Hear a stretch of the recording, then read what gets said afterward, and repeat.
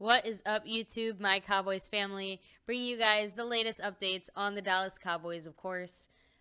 Give us just a second to check our audio here, and we'll go ahead and jump right to it. What's up, everyone out there? Thanks for joining us. We got some stuff to talk about. Michael, how you doing? You are first for the day, so thank you for being here. Make sure you guys don't forget to hit like, and if you're new, hit subscribe, and hit the little notification bell so you get these. So what's up, Zero God Loading, yo, Lance Davis, let's go Cowboys. Listen, I'm feeling better and better as the week continues, and we're going to go through all these things throughout tonight's stream. Probably shorter than last night's, which was like an hour and almost 2 hours, because we're doing the Monday night game. So let me pass it on to my lovely fiance to kick it off. Yeah, and what's up, Terror Belly? Nice to see you out there. So we're going to go ahead and get started with some of the bigger news, non-news. And Isaac, how are you doing today? Lance Davis, Zero God, Michael, thanks for joining us, every single one of you guys. Cowboys legend, what's up? So, guys, the biggest news / non-news, of course, is we were expecting some kind of news from the Zeke hearing today, and nothing. So we will update you as soon as we know something, hopefully tomorrow. They did say it was going to be soon. We are all expecting it today.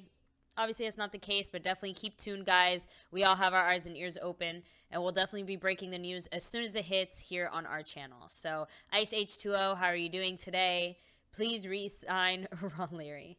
Yeah, it's funny. I was hearing today the issues with the Cowboys, the two main spots is left guard and safety, which would be Ron Leary and Barry Church. Just food for thought, guys. Yeah, so, but, again, we have to remember what those guys would have cost us as well. But, now that the season is underway, would that price have been worth it? So, guys, a little too late, but anyway, Chase, how are you doing today? And then Zero God, hopefully it doesn't take David Irving long to get hot. Again, he was pretty hot in the preseason, so, he was working out supposedly every single day and doing boxing, and working out with some kind of a special athletic trainer at this gym, so... he was definitely doing his best to make sure to stay in top physical football shape. I'll say one thing, though. Right now, they haven't – that's in the last 4 games. So that's good news to hear. He's been active. He's been out there. But and we'll probably touch on it again later on in the stream. But, again, the fact is that he might be ready physically and hitting-wise. I think he's ready to go, too. But as far as the Cowboys, they said he was going to be in the building today. Sure. He was not. So I don't know if it's because they just took another day off from practice. I'm not really sure what happened. I didn't hear much about practice today, guys. But it just looks like we haven't dropped anyone, is my point. Yeah, on that whole situation. There's no injuries to really report other than Chaz Green. Anything new? I'm saying, from that. So, Cooper taking in, just going fresh into the game with hardly any reps in practice at all. I think Friday was the only time he had reps. And it was a walkthrough practice. So it wasn't even, basically he never really got to hit or do anything at the left guard position. Jonathan Cooper is what I'm talking about. So Chaz Green, hip bursitis, acted up Friday. And, we still got to check back with him. Don't have any word yet on Awuzie, other than he's supposed to be playing and practicing more, during practices this week. And when it comes to Nolan Carroll, really haven't heard much about him with his concussion. But Anthony Hitchens, supposed to be in there a lot more. That's right. He's going to be playing about half the snaps. If he ends up playing, he's going to probably play about half the snaps with Jalen Smith. Like we said yesterday, if you remember, we did that. We did say that yesterday. That it won't be a loss of snaps in other places. It'll be more of a split snap situation. Both these guys can work back from their injuries, both of them. And then Sean Lee, of course, guys. Same thing with him. We're very confident. I have a feeling he's going to be back and really ready for this game. And he's the glue that holds the defense together. I agree. So, and T, what's up? Yeah, I'm so sorry about that. Last-minute touchdown by Kansas City. I know that killed you on fantasy. That was crazy. And then Cowboys legend Gurley. Yeah, I mean, Gurley talked the talk and walked the walk. So good for you. And then drop Heath. Chase, I mean, you've been following this channel since the beginning. You guys know we've never been fans of Heath. If you are just joining us now, let me let you know. We're not fans of Heath. We would love to see him dropped, but honestly, guys, who would they be able to bring in to fill that hole? Well, Xavier Woods is everyone's choice. And again, I think he'd be thrown to the fire. I think he'd have some good days and some bad ones. But If it's Are you willing to take the chance on him, who might be better than Heath at least? Because Heath, if it can't be worse, it can't be worse than Heath. There's no real upside left with Heath, and in my opinion, I think you have to. I'm not saying I don't know if you drop him right now. I mean, I think the next guy going to be gone, probably like a Brian Price. I'm sorry, and or maybe a Ben Wickery if the cornerbacks are healthy. That's why I want to know about Nolan Carroll, because he's another guy that's on the chopping block, but might be able to still get something for him in a trade of some sort. Who knows? As well as our shopping our running back if the Zeke situation comes back sooner than later. But the fact that there was no decision today, guys, on the Zeke situation, I will say one thing about that. By the NFL rules, and again, this is the guidelines, I guess you can say, so they still can be moved around. But the NFL made it clear last week that if there was a ruling in last week after Tuesday, they were still going to be able to maybe stop him from playing. So I'm assuming the same situation this week, where even though he's past the deadline, where technically any player who, even if he gets suspended, he's still going to play this Sunday's game, because the Tuesday 5 p.m. or 6 p.m. Eastern time is the deadline for the NFL. Yeah. Well, after that point, you're playing because you're getting paid and you're playing. That's the rules. That's the guidelines of the NFL. So we don't know if they're going to abide by that. So we can't say even at this moment if Zeke is going to be there 100%, 99.9%, but 100%. We can't say that yet, or unless a ruling comes back tomorrow in favor of Zeke against the NFL's appeal. If that occurs, and we're hopeful that it will, then Zeke is pretty much in for the rest of the season. I mean, we got to make a run at this starting this Sunday at 4 p.m., 4:30 p.m. Eastern against the Green Bay Packers. A tough game, tough team, especially in the passing game. That's their specialty. Defense is good all around. Yeah, zero guard loading. You said it exactly. Our defense has to play out of their mind and contain Aaron Rodgers, Jordy Nelson, and Randall Cobb. And we did it last year. Together, they're a deadly combination. And we did it last year, and we did it very successfully with David Irving in there. So hopefully, he can be a big piece of that puzzle, since last year he did make Aaron Rodgers have to scramble. Yeah, I do think that the Rams game would have been different if you had Sean Lee in there.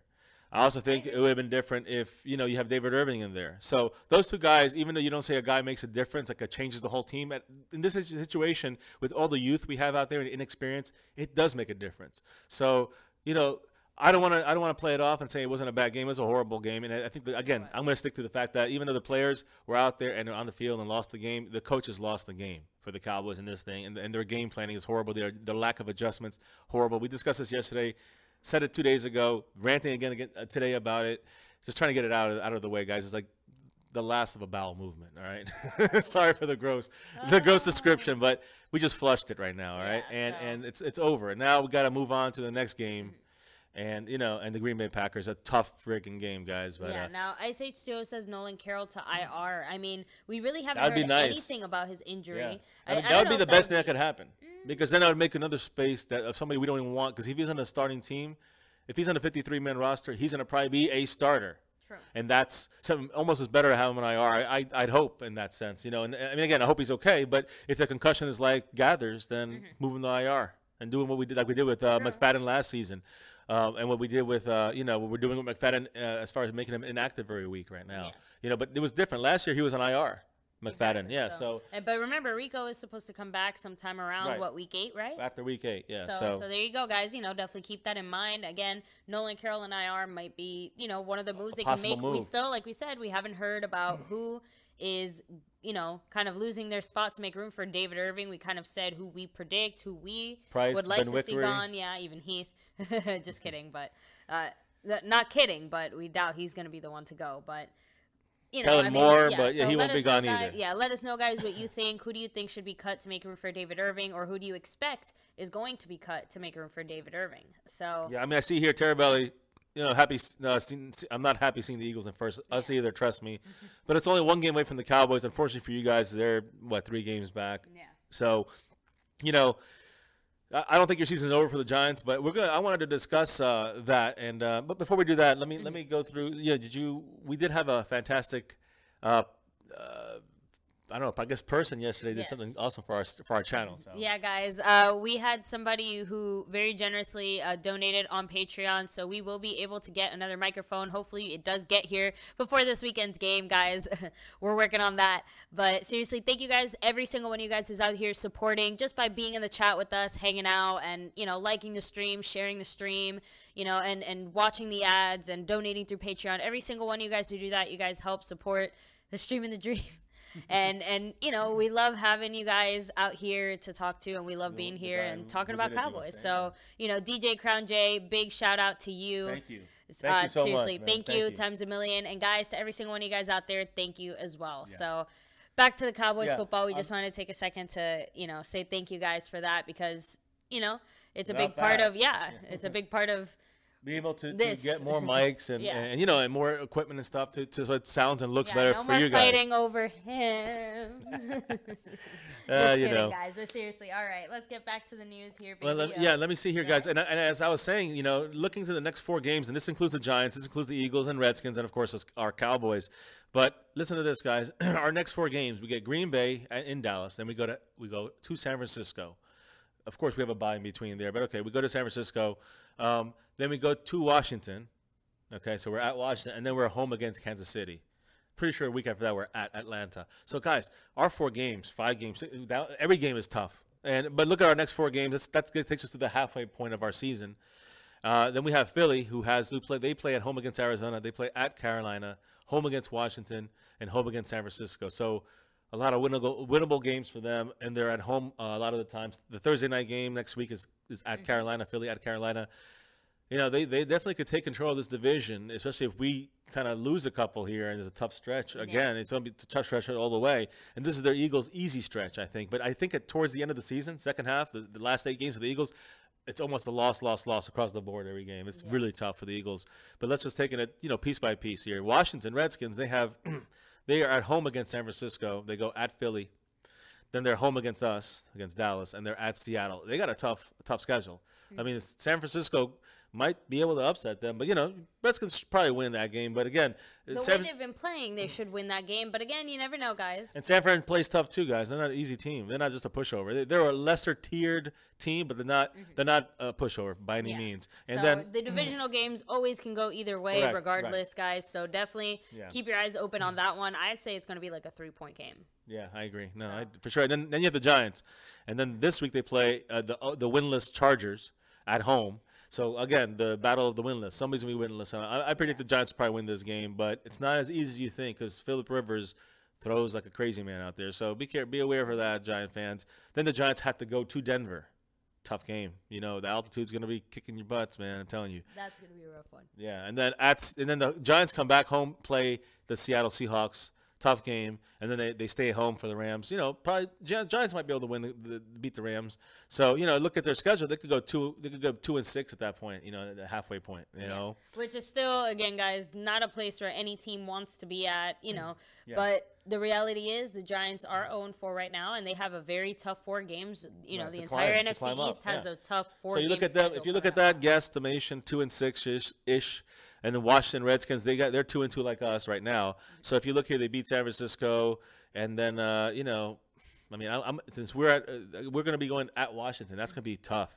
So let's say they split, and let's say they actually beat us. I'm just saying if they did, I mean, they'll be what 4-4 at that point, and then Philly, they possibly could be 6-2. And then it's up to us then to who we're going to beat. Washington, I mean, San Francisco for sure. So where are we at 3-5, 4-4, 5-3? We'll see. I don't know. I think that to be 5-3 at that point. Let's just take it 1 week at a time now because we never know. Yeah. So I think we have to take. I agree. We have to focus on Green Bay, but I want to. I think 5-3. If we could get to 5-3 at a halfway point, I think that'd be a good. That'd be a big victory for our team. 5-3 would be nice, and it'd be better if we lose to I'd rather lose to the Chiefs than to lose to the Redskins or Eagles. I agree. So. Absolutely. So, and then let me see. So T, you said you had a trivia question for us. Go ahead and shoot it out in the chat. We'll go ahead and, I guess, do our best to answer it. And let me see. Stronger King, what's up? Spoony Dog, we should be able to run the ball. We'll have a better left guard in their time, which should help. Cowboys Legend 27, go Cowboys. Ice H2O Switzer cost us the game. Again, no, it wasn't one player that cost us a game, but his play definitely hurt and did give the Rams the momentum that they needed, that they were able to capitalize on and score. He was interviewed today, and he did say that, he understands the mistake he made. He understands that the impact it made in the game and on the team, and hopefully the coaches chewed his ass out afterwards. If not, they're more to blame, the coaching staff. But again, we don't know about that. That's the ins of the locker room. We're not going to really hear about that until maybe in a book next year or something. Who knows? Excuse me. So let me see. So Chase Benavidez, can we start Morris? I mean, I don't know about that kind of crazy talk. No you way. know, he had one You good stay with run. Zeke. And then Zero got loading. If DeMarcus Lawrence plays like he has been playing, and if David Irving comes out hot, they need to motivate the rest of the D-line. We force Aaron to scramble, and we might have a chance. So Spoony Dog says, can you discuss the real problem, which is the offensive coordinator, play calling, and the lack of Jason's in-game management skills? So Spoony Dog, if you've been around, we've definitely talked about this quite a bit.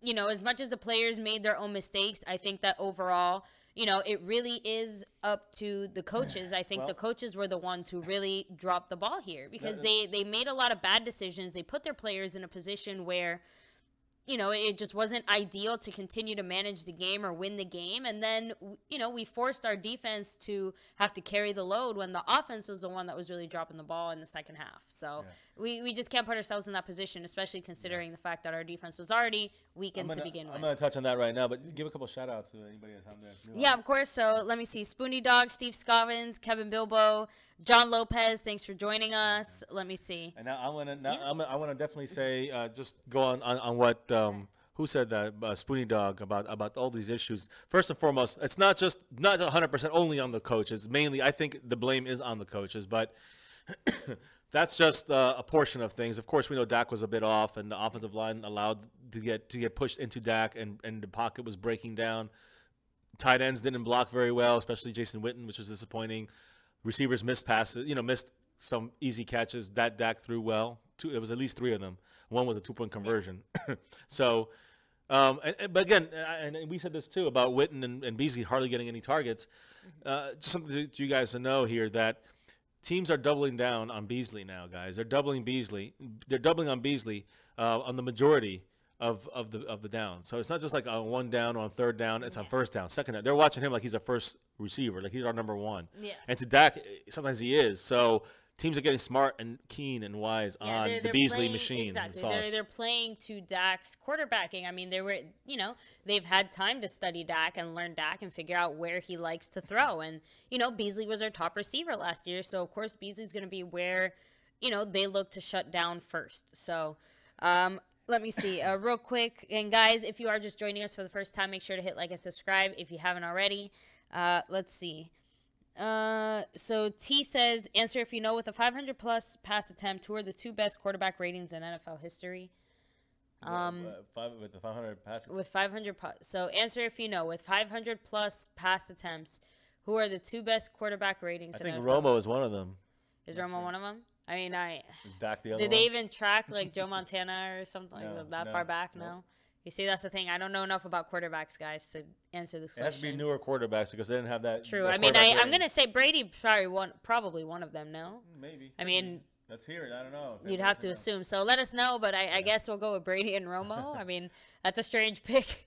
But Dak and Romo. Watch the so I don't know, but either way, let us know. You definitely got us on that one. Let's see. John Lopez, we ain't gonna make the playoffs, huh? So again, way too early to tell, guys. We have to take it one game at a time, but it's a tough schedule. I want to say it like this. Think of it like this. It's a tough schedule, and we are right now 1 game behind the Eagles. We're also 1 game behind everybody in the NFC East. I mean, the NFC conference. But it's more so than that, guys. And again, this is someone I agree with you, Tom Brady, Antonio Romo. Here's the thing that I'm thinking though. What is it going to take to win the NFC East? And that's the key, guys. We have to win the NFC East. It's going to take a 9-7 record, 10-6. I think 10-6 wins the East because it's a tough. Look at all the games we got to play, and all the teams have to play in the NFC East. It's a tough schedule. So we win the East. That's the key. So we might only go 9-7 or 10-6, and still can get in the playoffs, and still are a tough, battle-tested team, guys. So it's not over. It's a whole long season to go, and this game though is a big game.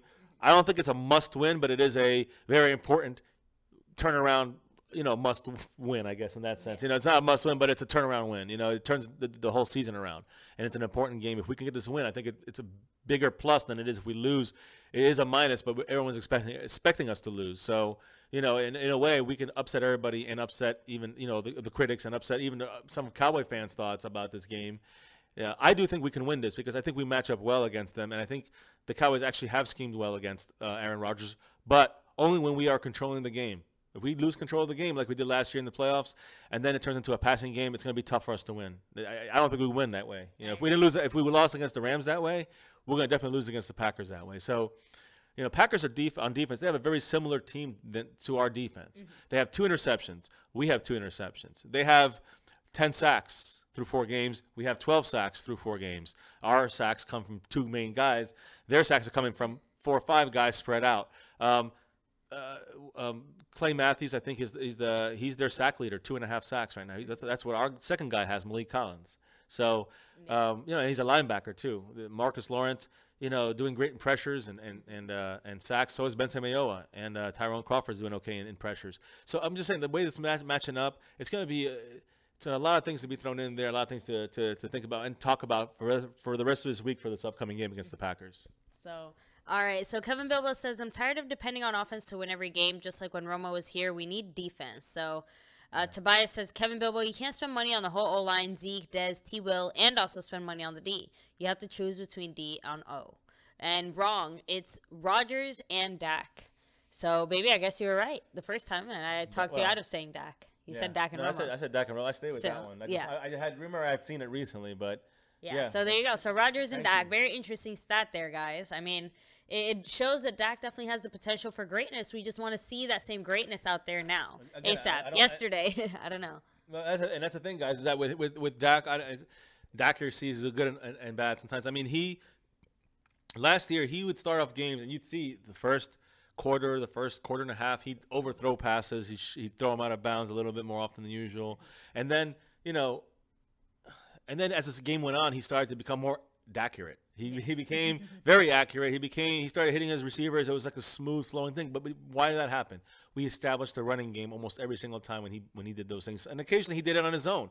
But again, he can do that. But I think the ability for us to establish the run, whether or not he can do it on his own is not the point. It's just that our team flourishes when we work the running game and establish it, even if it costs us, another 1 3 and out. I mean, I would rather risk that and be 3rd and 4, 3rd and 3, 3rd and 5 than 3rd and 8 after we try to do a fancy pass or some kind of little bubble screen that didn't work, or someone tripped and fell, or they were keying on Beasley and we try to throw a quick slant to him and they knock it down. Now it's 3rd and 8. So, I think we have to be smarter and be able to run that ball, especially when we had success against the Rams running the ball. It's too bad we went away from that. We gave up on it way too quickly, especially considering the fact that we, like you said, we were showing success with it, and then that's it. Yeah. It's just, I don't know, it felt very strange to me. But, a lot of the play calling on the offense felt very strange to me. And I want to touch on some of the play calling, and speaking of third down and stuff like that. So listen to this, guys. 3rd and 11, this is just some examples in the game that we, against the Rams. 3rd and 11, it went through Dez Bryant's hands. It was a good pass, went through his hands. So it was a 3rd and 11. That was a big play. 2nd and 7. Okay, now you 2nd and 7. This is what I'm saying. They ran with Zeke on 1st down. They got 3 yards. I would run again on 2nd down, guys. To get 3 or 4 yards. Now it's 3rd and 2 and 3rd and 3. Exactly. So, and honestly, guys, even Zeke, if at the worst all he gets is 1 or 2, I mean, that still puts you at 3rd and 5. Yeah, at worst, 3rd and 5, which is very manageable for Dak, and not just for Dak. It's manageable for the team. The team is easier, can succeed better with that kind of any team. Even 3rd and 6 or 3rd and 7. How do you think Brady and all these guys win and go down this field? And they go down like this by getting chunks of yardage. They do it by the passing game, but we do it by the running game. And we abandoned it. So 2nd and 7, Linehan calls a play to Terrence Williams, okay, that we scored on. If you remember, that's that play action play that we scored on the Giants. We play action to the left, and then he rolled right, and that got number 22 from the Rams did not bite, and he went back to the middle and cut off that opening. It almost intercepted the pass by Dak. Bad. Right, but it was almost. But it was that play worked against the Giants. But Dak maybe shouldn't have thrown it, or maybe it should have just been a damn running call. I know it worked against other teams, but they've seen those films too. And the thing is that guy, the number 22 on the Rams, saw that play, and he recognized it from his film study, and he broke, and that it's a very hard play to break on. I agree, and it usually does work. But again, this is the thing: is that why not just run the ball? It gave you 3 yards. Run again, get another 3 more yards. Again, some of the decision making on our offensive line, in regards to our offensive, plays, it just. Yeah, I mean, another example, 3rd and 6. So Dak throws it at number 88 to Dez, and but while he throws it down the field on 3rd and 6, which again, okay, it's on the borderline of manageable. He should be able to get that. Yeah, so Dak threw it to Dez Bryant, and Ezekiel Elliott and Jason Witten were both open underneath, easy 1st down, and Dak went deeper and and and throws it to Dez. Exactly. And again, So, that's a decision-making issue that it's minor. I think he'll fix it, but we also have to look at maybe he was getting pressured at that play too. But those are some examples of why we put ourselves in 3rd and 6 or longer, and that then makes us more susceptible to be stopped by the defenses because they know we're going to pass the ball, and they know our 4 routes that our receivers run every single time. Exactly. Every team can memorize that, and they know pretty much our plays. So it's more about establishing the run and making 3rd downs easier than putting us in 3rd and long and forcing us to throw. And we know that all the guys drop the balls, and every quarterback has bad passes, and this happens to every team, and we understand that. But it was a team loss, but the coaches kind of doomed us. Absolutely. So now just want to go ahead and catch up with the chat real quick. So Wolf Rider, what's up? So Kevin Bilbo, defense win championship, offense win games. Defense wins championships, offense wins games. So let me see. Morris will improve our run game. No. So I think Morris just got lucky there. I'm just gonna say, it just. I mean, he had 2 runs, guys. He had 2 runs. One was a great burst, and they weren't watching for Zeke. Zeke's back there. They're gonna be putting people in the box. They were like, okay, they got Zeke, they got Alfred Morrison. Let's spread out a little bit, cover the receivers a little better, and then he took it up the middle. But he had 2 runs, and again, I don't think he's great. I hope they're shopping him around because whether it's him or McFadden, either way, we have guys that too many guys at the running back position when Zeke is there. If Zeke, again, we need the insurance right now because we're waiting for this hearing to close and get an answer. But yeah. Remember, guys, do keep posted to our channel. We will be posting breaking news as soon as we know anything here. So, and then let me see. Zeke is the best RB in the NFL. I agree. The Dez drop on 3 and 11 is huge. Right between his hands, you're getting paid $20 million. You have to make that play. I agree, 100%. And just that's it. There's no excuses. It went right through his hands. There's no ifs, ands, or buts about it. And it just, I don't know. It feels like Dez is going to consistently have that problem where we're going to be seeing a lot of those big critical plays just kind of go right through his hands, which is why I don't like the fact that they kept trying to force him the ball, in spite of, like you said, in that one play where, Zeke was open and Witten was open. And it just, give him the ball when it works. Don't try to continuously force the ball to him just to prove he's an elite receiver. Yeah. I agree. And again, I'm going to kind of jump on defense for a second because I wanted to say something about the defense. That with Jalen Smith and Hitchens playing, I think you're going to see.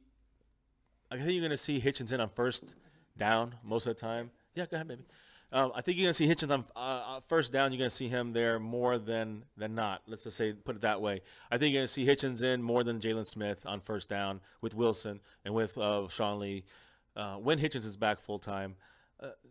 2nd downs, depending on down and distance and situation. I think you will see Jalen Smith though on 3rd downs possibly come in on 3rd downs.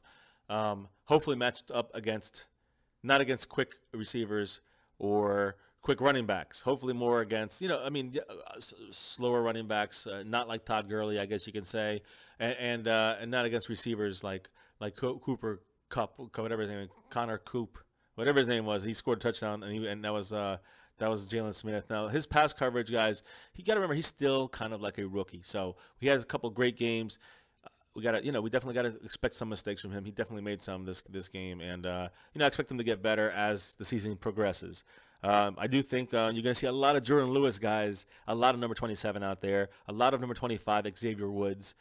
Whether it's at safety or at the cornerback position, we play a lot of dime packages or multi-cornerback packages past 3. 3 is like our base, basically, 3 corners almost. I mean, we usually have Sean Lee and Anthony Hitchens / Jalen Smith would be there if Hitchens is not there. And then we have like 6 corners out there a lot of the times, guys. So it's something to. And I'm sorry, let me not say 6 corners, 6 defensive backs. So we might have 3 cornerbacks, and then unfortunately like Heath. And then I do like Byron Jones. I still like Jones out there, guys. He's got the leading. He's our leader in pass deflections, and he's been doing a lot of that this season, saving us, forcing other teams to punt because of his coverage. So I do like what Byron Jones is doing out there. But Jeff Heath, he's on the F scale for me when I grade him. But I do think you're going to see Xavier Woods popping in there a little more, and you see Jeff Heath coming out a lot more. So look for that turn to come soon.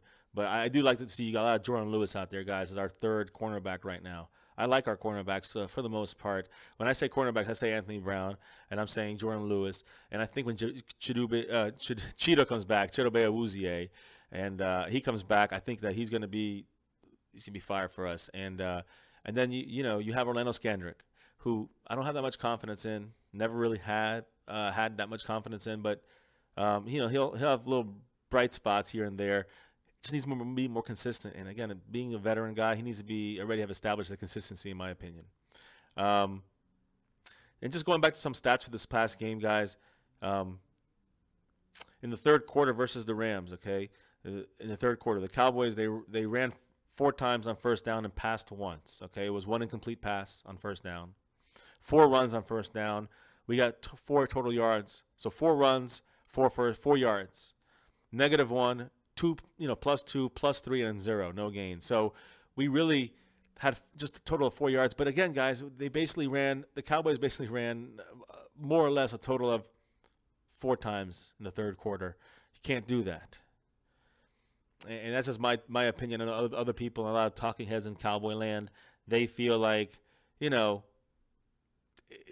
was good what he did. The way that the Cowboys ran at the offense. It just seemed a lot of, especially people at the Cowboys area, they seem to really be supporting the coaching staff's decisions. And I know some of it are the players on the field. It's obvious that there's some mistakes out there going on, but why put your players into those positions, into that situation, and not make adjustments that the other team has made? Adjustments is a major issue on this team, and that to me is where the coaching pitfall is the deepest. But yeah, just like I'm going to touch on a couple other things before we get your questions. Fiance is coming right back here, so we're almost caught up with all the little stats and things. All right, guys. But the facts, guys, in the first 4 games, 55 rushes on first down versus 50 passes. Now, first off, I think that's too close to being – I know a lot of people don't like to want us to be more less predictable, I guess you can say. And I guess splitting it, passing on first down almost half the time as running it. I guess that is – changing it up. But I prefer using our top-rated offensive line and a top-rated running back to try to run the ball. Even if teams know it, try to run the ball. I'm not saying if they have 9 in the box and you audible out. But Dak seems to audible out immediately. And then teams go back to the guys in the box or back to they seem to be reading our coverages and know what we're doing. Yeah. So on first down, 55 runs, 50 passes.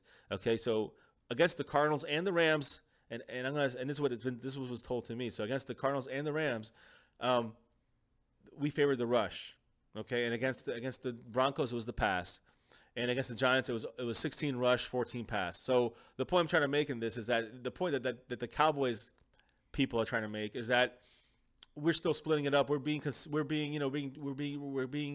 changing things up. We're not being predictable. Yeah. But I believe, first of all, that the Rams thing, you gotta flip that around, because in the first half we did great. We did great establishing the run, and I think that I don't care if we were predictable or not. They couldn't stop us. So that's the main thing against the Rams. And against the Cardinals, you saw what happened when we did establish the run. We won. Okay, we stopped doing that in the second half of the Rams game, and that's what the stats are not exactly. And you heard the other stats. We ran basically 4 or 5 times that third quarter. We only had a couple 3 and outs, guys. It was embarrassing. So. That's a problem. Against the Giants, we were almost 50-50 on first down. Maybe we caught them off guard a little bit. Maybe we would have won by more if we had run the ball a little more. I'm just looking at this. Our leaders on our team right now, as you know, DeMarcus Lawrence, 7.5 sacks. He's the team leader. Malik Collins has 2.5. Sean Lee, he's the leader in tackles for loss with 3. DeMarcus Lawrence, Jordan Lewis, and Stephen Paya also are there with 2. Quarterback pressures, guys. These are important. DeMarcus Lawrence has 15 quarterback pressures. Tyrone Crawford has 9. Benson Mayowa has 7. Malik Collins has 5. DeMontre Moore has 3, and he's only played 2 games. That's good to see him. Hopefully he can come out a little more and get a sack or 2. Forced fumbles, DeMarcus Lawrence 2, guys. He has 2 forced fumbles. Jeff Heath has 1. Jalen Smith has 1. And fumble recoveries, Malik Collins. We know that one from the Denver game. Passes defended, knocked down. Byron Jones has 4. Anthony Brown has 3. Jordan Lewis has 2. Along with Scandrick and Xavier Woods. And interceptions, Anthony Brown and Jordan Lewis are the ones with interceptions on the team. But again, I think Jalen Smith is our total complete tackle leader is Jalen Smith. and he's leading the team in tackles with 45. Sean Lee has 32 right behind him. Of course, Sean Lee missed the game, so he probably would have been the team leader. In the end, it would probably be Sean Lee, but Jalen Smith definitely is doing great as far as making tackles. This past game, though, he needed to make them about 5 yards closer to the line of scrimmage. That's the only issue this week here. Sorry. Hit some of these questions. I think I hit everything here. Go ahead and hit some of the questions out there, guys. Sorry about that. You got to go back on the list there, guys. If you're there watching, hit like. We're gonna get to your questions now and your comments. Hit like. If you're new, guys, hit subscribe. We do this every day, as you know. We try to communicate the Cowboy information to the Cowboy Nation, and you guys conversing with us is fantastic. We love it. So here you go, baby. All right. So now let's see here. So Spoony Dog says, I agree, but players play, coaches coach. Players are supposed to be put in a position to succeed. Tobias says, Bilbo, that's just the Giants. You can have the doomsday defense, but it won't matter if he can't get a first down. Spoony Dog says, Witten is not able to maintain his blocks and bringing a first full back to chip like all the other teams do. It's a much better option than to let Witten get destroyed all the time. And then Cooper Kupp, you can read my tweets. 1 month before the draft, I sound like 50 tweets. The Cowboys to draft him. So T, yeah, I believe you. And I know some you and how about them Cowboys also both talking about Cooper Kupp, is that his name? Yeah, he would watch for him against the Cowboys this week, and he definitely did us in. Yeah. So let me see. Man, you don't have Witten to block. He is 40. That's why Hannah and Swain are on the team. Coming Bilbo, you're right. Tobias, defense alone can't win championship. You need a good offense too. Our offense is good enough to win. Our defense is not. So T says, okay, go pay defense, lineman, or corner, but can't sign Zach Martin, can't pay Zeke, can't pay Dak. So, guys, it is exactly. It's a give and a take, and there is a balance there. But at the end of the day, regardless, this is a team that we have in the right here and the right now. And we want to be successful right here and right now. So, let me see. Kevin Bilbo says, problem our money's on offense. We're one big dog on defense. You can have them all. Or they build defense via underrated free agents on small contracts and draft. So, how well has that been working out for the Cowboys? Yeah, you're right. So, we've gotten a few, really lucky, really great, players. Obviously, Jalen Smith being, the first and foremost that comes to mind. But, realistically speaking, guys, is that really the road we want to take? Getting all the rookies? What was that? What was the comment again? Let me see. Build the defense between underrated, via underrated free agents or small contracts and draft. So, and that's what I'm saying. There's only so far you can take that. That's what we're doing now, though. That's what I'm saying. Like, how well is that working out for the Cowboys? As of now, I don't think it's really. No, we haven't seen it yet. I disagree with you on that. I disagree with you, though, on that because and that's why we have the difference in opinion. That's all good. I actually agree more with what he's saying, in the sense of. Well, I don't know. Here's what I'm saying. Not that we should get that's what the Cowboys are doing now. Underrated talent, underrated, cheaper guys, basically, that maybe can produce. We're doing that with some of our guys, and we're losing with Nolan Carrolls. And,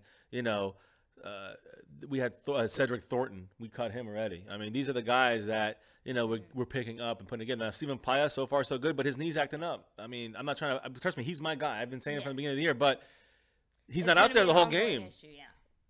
And again, yeah, exactly. It's a weekly issue. So, you have these guys that we're getting from other places, and they're filling in the holes temporarily. They're bridge players for the most part. And then you have our young guys. Taco, not the best pick. Randall Gregory, which to me, was a good pick, but it was a chancy pick. We lost on him too. We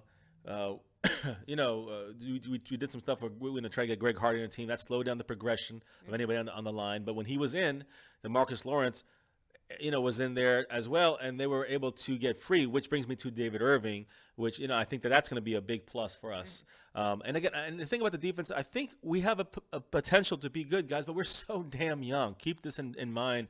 Keep this in perspective. We have a very young defense, and when you look at it overall, Sean Lee's probably one of our older players, and Orlando Scandrick. But then the rest of the guys are young. Guys are young, athletic, especially their cornerbacks, as you know. Baron Jones has been there 3 years, and Lawrence has been there for what, 4? My point is that these guys are still really young, and Irving's there for a couple of years. Again, guys, all these guys are going to develop. Our defense is going to get better as the season continues. Some people are saying at the end of the year, or I was saying at the middle of the year. I'm going to say somewhere more like 3/4 of the year. Not at the end, not in the middle, but more like in between of that. Right, like about 75% of the year. I think we're going to be hitting our stride on defense if everything continues and there's no major injuries. So look for the defense to get better. I think our defense was doing very good last week and Sunday against the Rams. I agree. The only issue was you had them out there, constantly out there. You had them offense not producing like they're supposed to, controlling the clock, eating up the clock, controlling the game, and that's how we win with our defense. By then forcing the team to be one-dimensional when they get the ball back after we score, not after we punt after 3 plays. Yeah. You know, and then that really helps the defense play better and look better. And trust me, guys, that's what was missing that game in the second half, mainly because the offensive coordinator kept going, Scott Linehan going 3 and out.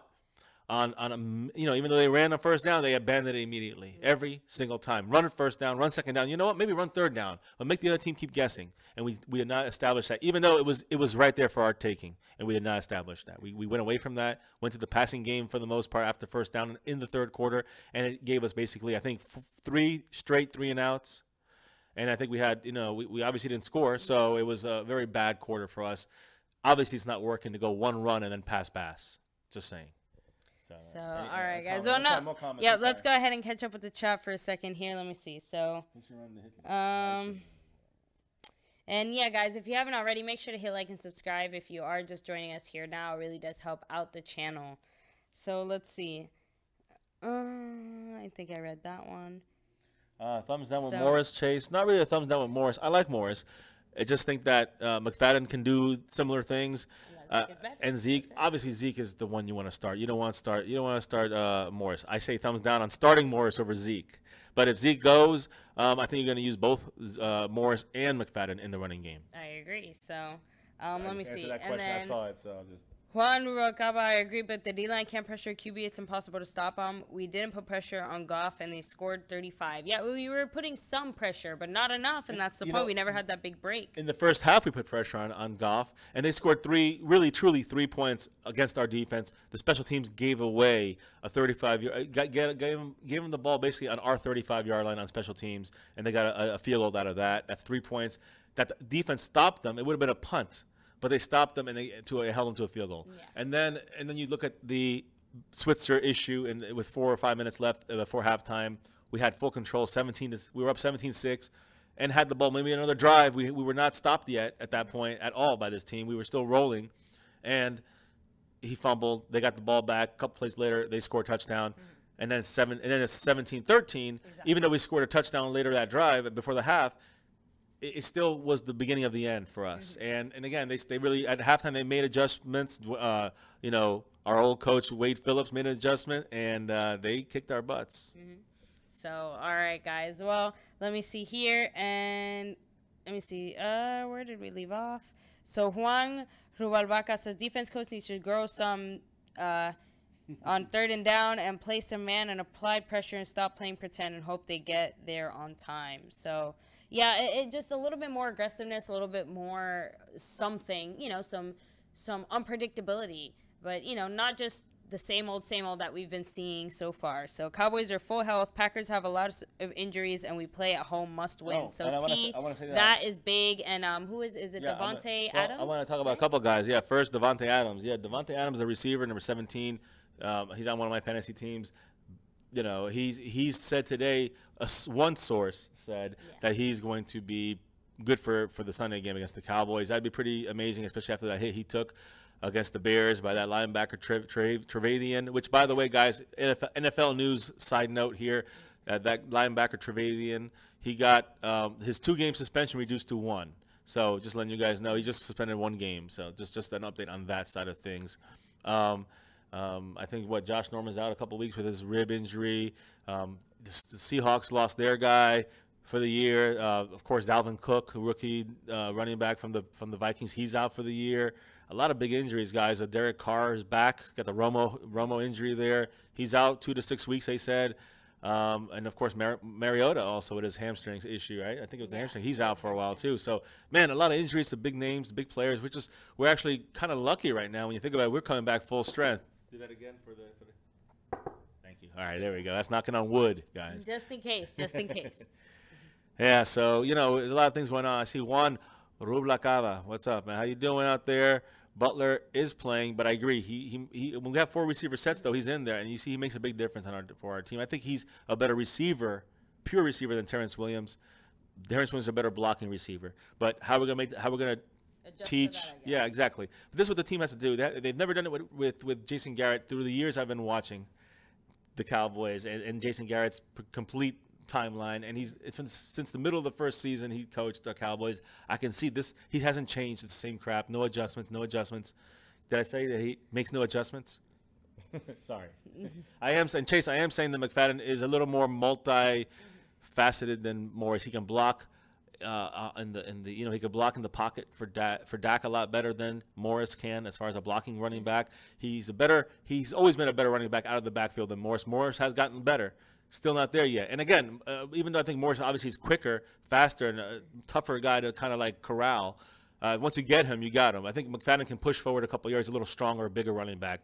That's my opinion. Of course, we know the injury issues in McFadden. So I think both healthy, I think McFadden's the better go on that one. But again, I think we'll get a trade bait for Morris if we have to pick one. If not, and again, if Zeke's not there, we use both. That's it. That's a great combination to have back there. So.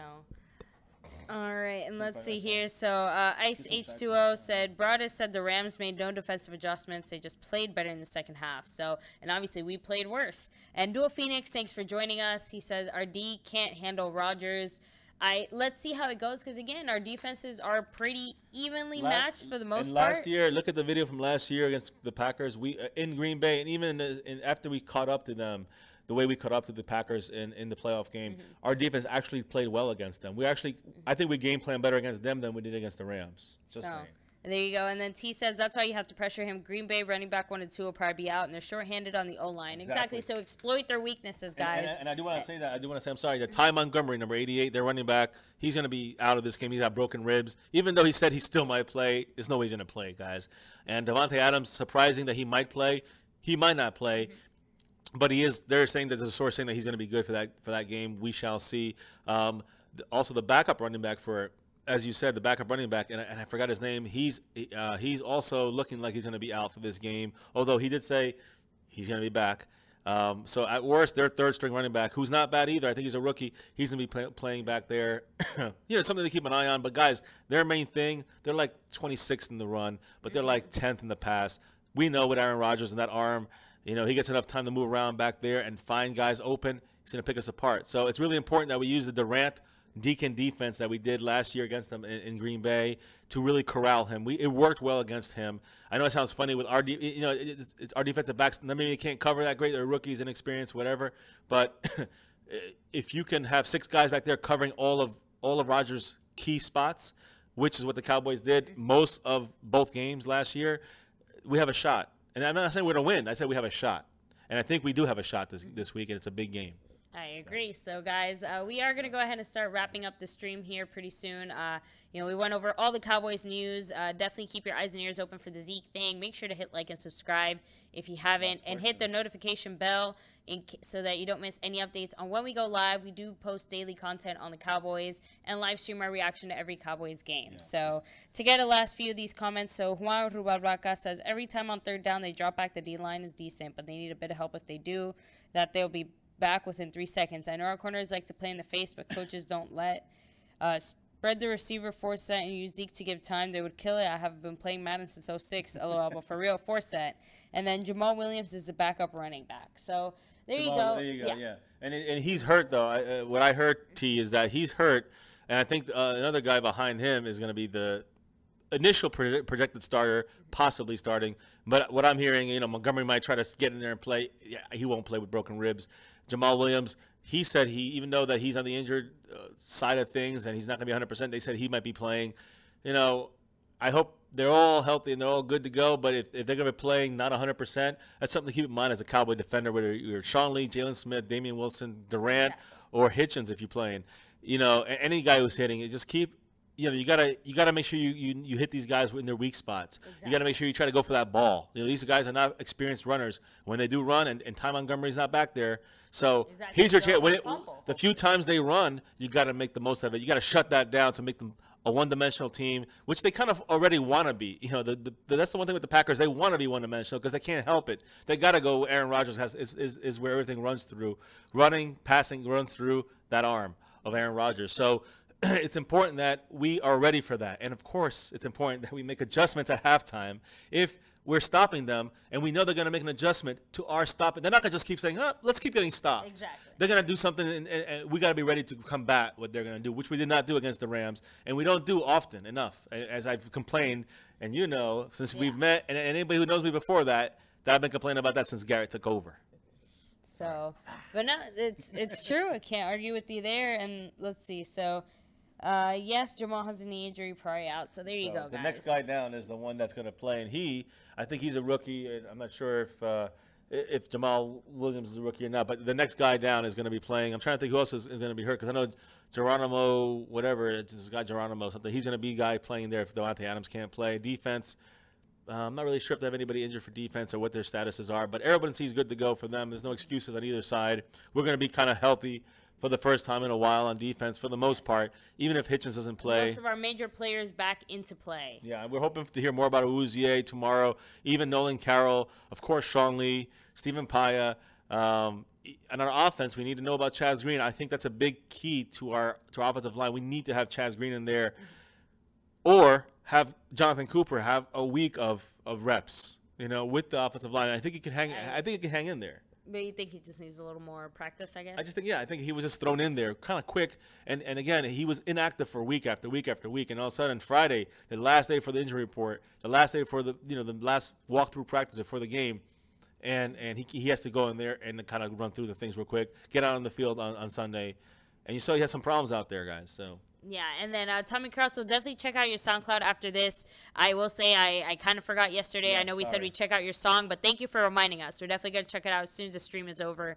And let me see. Huang says Jalen Smith needs to sit out. He's not the happy story Jones wants. Drop Heath to LB and Woods to safety. So Huang, take it easy there because, Jalen Smith is doing fantastic. Just remember, he's still not 100%, and he's still, learning. It's still his first year out there, even though he's not technically a rookie. I didn't want to, when we saw him play the first couple of weeks, it was almost like, wow, Pro Bowl.